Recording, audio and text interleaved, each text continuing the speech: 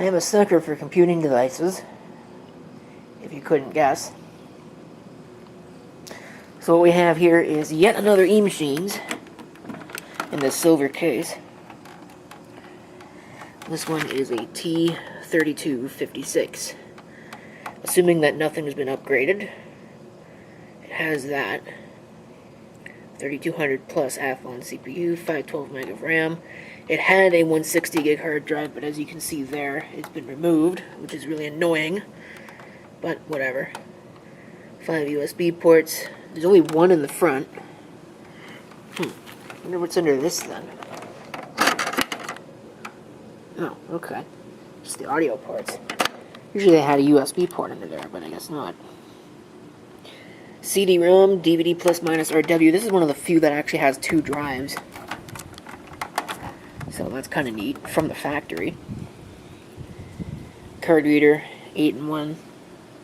Looks like it won't do XD cards, which is fine, I suppose. Not very many people use that. 10100, NVIDIA GeForce 4MX,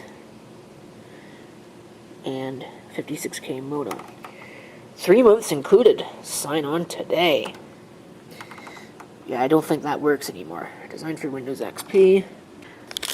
I'm gonna come right out and just say it, that I paid entirely way too much for this. But that being said, these eMachines computers actually have fairly nice cases, so a decently well-made case for $24.99 is not too bad, I suppose. There's the power supply. I'm not sure what it is, if it's a Best Tech or what. I guess we'll find out when we pop the cover. If it's a Best Tech, it's almost certainly bad. There's a Cyberlink Power DVD 5 CD key, if anybody wants it. PS2 serial, VGA parallel, USB, which is called out as being high speed, so it's probably 2.0, which is fairly nice. Ethernet, of course, and your audio, and in the expansion slots via a modem. It's licensed for Windows XP Home Edition, manufactured in China by FIC, which kind of makes me wonder if the motherboard in here is also an FIC. Let's see, pop that off. You can see only a few cobwebs, so it's not doing too badly in the cobweb department. It's a little dirty, but nothing too out of the ordinary, really. There's no floppy, of course, and obviously no hard drive. It would have been IDE, which 160 for an IDE is quite a bit. What is this motherboard? I can't read that. AV3i is what that looks like. AU3i? I don't know. I'll have to look that up and see who manufactured that, but looks like a fairly bog standard system. There's no proprietary interfaces anywhere. Might fire up the air compressor, clean it out, but probably will anyway. But this motherboard's no good. I actually don't even know what power supply this is. Best Tech. This is a bad one. Well, maybe not quite. It's an ATX 300-12E. The 12Es were the junk ones. At least the 250 12Es. They were motherboard killers. So I may just be head above water to just pull that right out. And I'm probably going to, because I doubt it works. So that's the first thing I'll do. Pull that, probably blow this out with the air compressor, get a new power supply hooked up, and then we can try it out.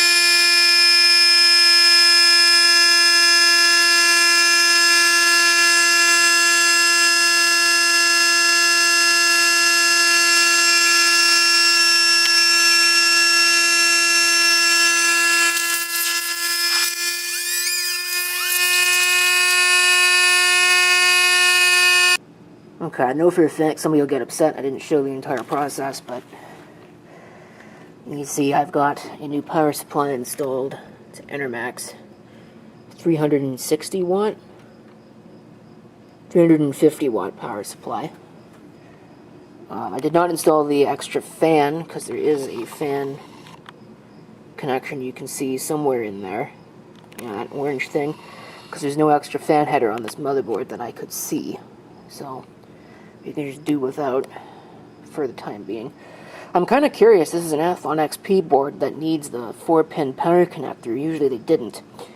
And I've been able to figure out that this is actually an AU31 motherboard, manufactured indeed by FIC. You know, usually when you see these, you see OEM boards, they're either Asus or Intel. Sometimes you'll see ECS in there as well. I know HP was fond of using ECS boards, but I think this is the first time I've ever seen an FIC board, at least to my knowledge, that I've actually acknowledged that it's an FIC motherboard.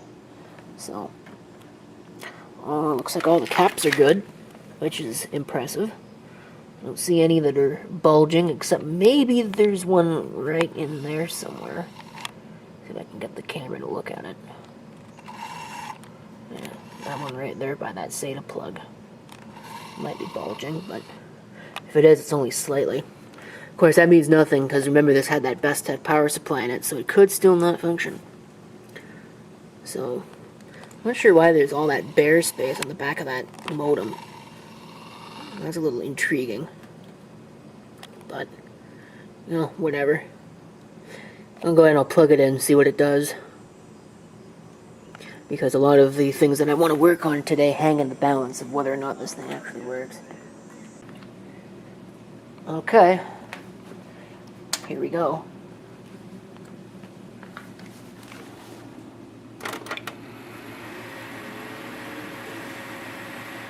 Ah, she works. I don't know what key gets in the setup. Cool.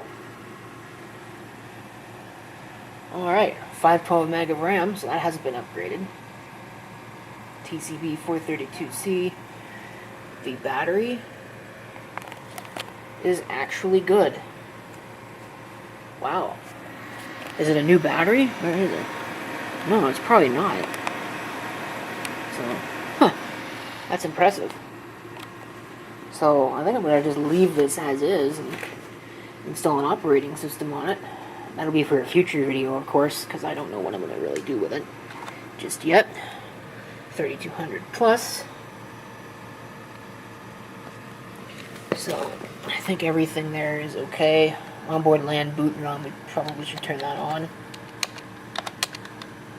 So, I'm going to set this up how it should be set up, and then I'll come back.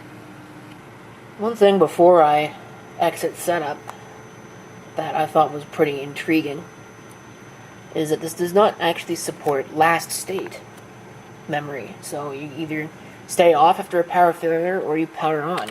You can't do what it was last doing, which is kind of interesting.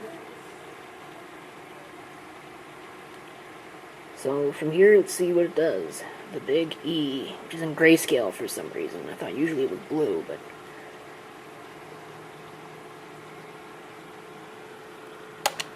start Windows normally. Probably not going to work. I don't know what this came out of. Probably a Dell of some kind. It might work. Yeah, it looks like it's going to work. So, whatever. It's tempting to upgrade the RAM on this. It's DDR, so it should be plenty possible to upgrade the RAM. Like I said, I don't know what system this came out of, so guess we can find out. Now I know. But, yeah. Hardware on the computer has changed significantly. Due to these changes, Windows must be reactivated. Well, online activation doesn't work anyway, so what do I care? I'm going to be reinstalling this. Again, it's probably just going to be another Windows XP box. just because, I mean, I don't know what else to really do with it. Might run Linux. Kind of tempted to put some kind of exotic Linux on it, like maybe OpenSUSE or something similar, but who knows. Won't win any awards for speed. That's for sure. Wow. Come on, you piece of crap. Give me a menu. I don't know why this is so slow. It seems like everything else on Windows XP is always so much more important than what you, the user, are doing. It's got Sophos antivirus on it. Unused icons on your desktop. That would be all of them, because this thing probably hasn't been used in a long time. Oh yeah, it's only got 384 because I'm using 128 for the video memory. It's Windows XP Service Pack 3, so that's not bad. Yeah, I feel like this would be so much better if I just went ahead and installed all the service packs. Or, sorry, if I reinstalled fresh and installed the service packs and everything that it needed. And, oh geez. Looks like nothing is known on this. But I think that the number of those is slowly going down. Because that's probably what it's doing right now, is installing drivers.